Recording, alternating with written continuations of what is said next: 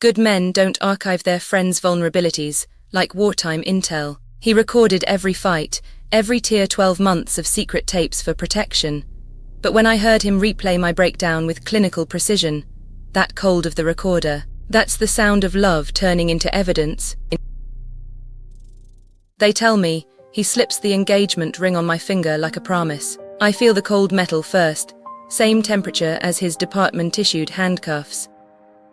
3 weeks after the proposal, I found them. Voice memos labeled with our friends' names and dates spanning 12 months. His backup plan, his insurance policy. He explained over coffee this morning, like he'd just admitted to carrying extra napkins. I try to swallow, but my throat remembers last Tuesday him tilting my chin under the breakfast nook light. Just verifying, he said. His hands cupped mine when he confessed the background checks. Wouldn't you want teachers vetted before they hold our child? The word turned greasy. He said the same way he logs evidencia thing requiring verification, never given freely.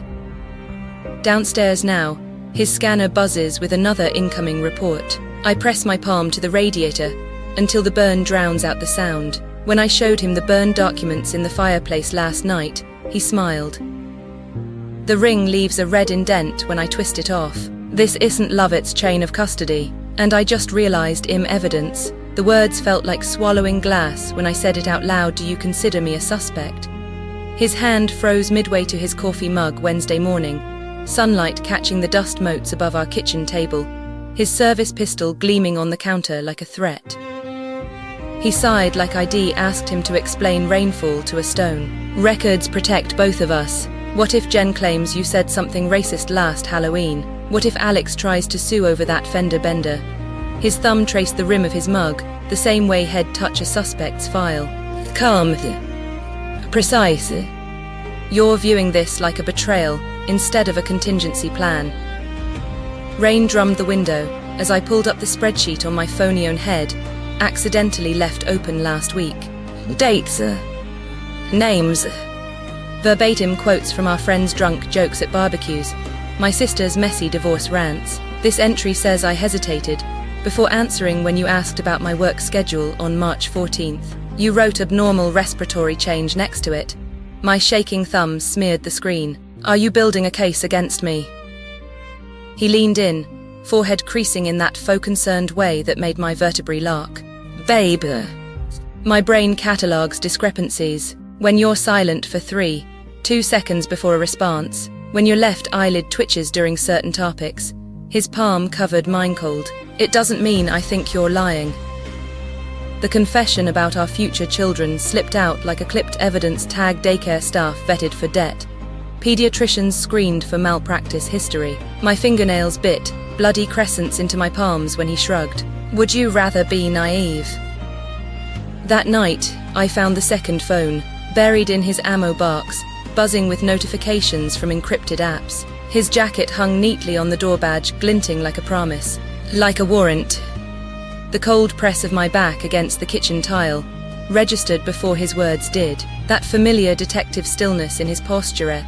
Same one ID watched comfort grieving families know turned on me. Explain it again, I whispered, fingernails carving half-moons into my palms. Why their backgrounds? Why all of them? He sighed, the sound like case files slamming shut. Don't make it sound sordid. We'll have kids someday. Teachers. Coaches. His thumb brushed my wrist, calculating pulse points. Yow'd want me to be thorough. The refrigerator hummed. 12 hours earlier, I depressed my forehead to that same stainless steel after finding his encrypted Drivitax documents layered over background checks. My college roommate's bankruptcy. My brother's sealed juvenile record. You ran my family like perps. I ran them like people. His smile didn't reach his eyes. That's when I finally saw it. Interrogation room cadence. 14 months of dinners where "how was your day, baby?" really meant. He cupped my face, thumb grazing my cheekbone. Evidence collector's hands. This isn't distrust. It's preparation. His voice softened, the same timbre that once murmuring now dissecting my trembling. The world's full of liars. I just verify. Verification. That's what he called tracing my best friend's commutes to confirm she worked night shifts. What he named the hidden mic during Brandon's drunken rant about his divorce. Our love had become a crime scene in progressive kiss notched into a mental ledger. Every disagreement catalogued for future trial. Even me, the question clawed up my throat. Do you verify? His silence screamed. Outside, a car alarm wailed. His posture shifted, knees slightly bent, weight balanced, like approaching an unsecured suspect. And I finally understood. Head handed me the verdict months ago, when he slid that diamond on my finger. Guilty until proven innocent. Always. The crawl of his knuckles across the granite countertop. I memorized that sound of Beatles' click-click-clickers. I stood there with a year's worth of his recordings burning through my phone. These aren't case files, my voice splintered. These are us. Our fights. Our friends drunk talking after poker night. Me crying after my miscarriage. Why do you keep them like ammunition? He didn't flinch, just rotated his wedding band slowly, like adjusting a scope. Context gets distorted over time. You of all people know how memories shift. That cold precision in his syllables, same tone he used explaining autopsy reports over dinner. I pressed my palm flat against the counter to stop the shaking. You ran background checks on Angie. On Mark. My gynecologist. Nausea rose when he nodded, impassive as a polygraph machine. Standard for anyone near our future children. He said it like reciting procedure. Wouldn't you want to know if Mark's college roommate dealt fentanyl? Or your therapist's malpractice settlements? My mind snapped to last Tuesday how Head traced my lift route when my girl's night ran late. How ID laughed it off then. Now his eyes tracked my pupils dilating, my fingers knotting into my sweater. The part of my brain that loved his steadiness screamed I was overreacting. The rest counted exits. It's not surveillance if there's no crime, he said, softer now, fingertips grazing my waist like a hollow apology. But later, finding his burner phone charging behind the boiler, hearing him defend it as just verifying where I'd been during those lost hours last July. That's when the dread crystallized. Head been cataloging. My phone buzzed. Angie. I stared at him rinsing dinner plates, humming. The day we got engaged, Head traced my mother's old aliases to confirm familial stability. ID called it thorough. Romantic even. Now his voice carried from the kitchen, steady as a lie detector's flatline babe. You still want Moroccan for the honeymoon. The burner screen glowed in my hands. Location history tracked to my office building. Mondays, Thursdays. Every day I wore the blue dress he said hugged me. Morocco's perfect, I called back, tasting bile. He appeared in the doorway smiling, drying his hands. Slow. Methodical. Good. I already bought the GPS trackers for our luggage. His eyes held mine. Testing. Waiting. Rain streaks the window like shattered glass when I say the words I've rehearsed for days. His fingers don't even pause on his phone screen. So. The indifference is worse than anger. I press my palms into the kitchen counter until my bones ache. Counter. Where he packed lunches while humming off-key. Where he kissed my neck last Tuesday like I still belonged to him. Now he leans against the fridge. A man dissecting a suspect, not a fiancé. You documented every argument. Every time Jess cried about her divorce. Every venting session with Mark. My voice fractures. You kept against people who trusted us. He clicks his tongue, that sterile of a detective correcting a rookie. You're catastrophizing. It's just contingency planning. Contingencies. Like the background checks he ran on my college roommate. My gynecologist.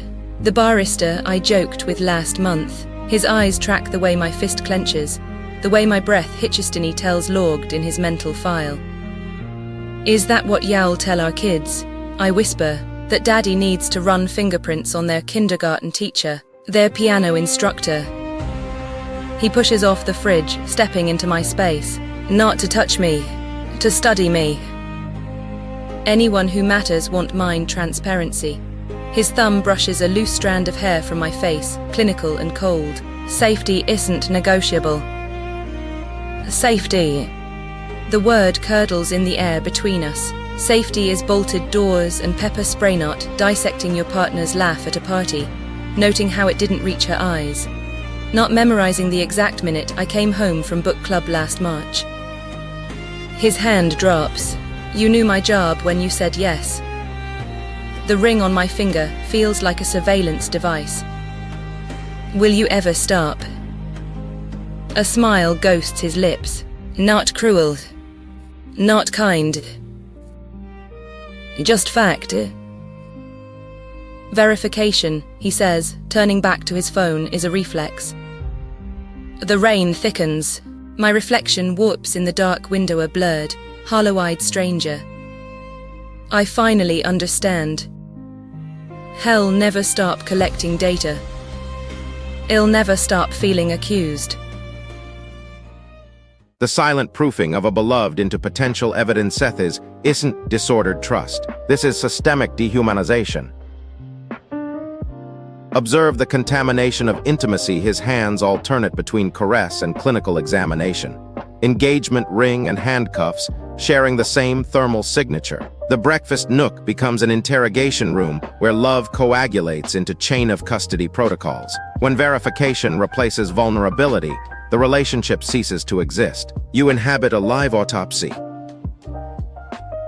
His psychological kink is singularity disguised as protection. Spreadsheets tracking eyelid twitches, backup contingencies filed like arrest warrants. The brilliance of his pathology. He weaponizes your own empathy. Would you rather be naive?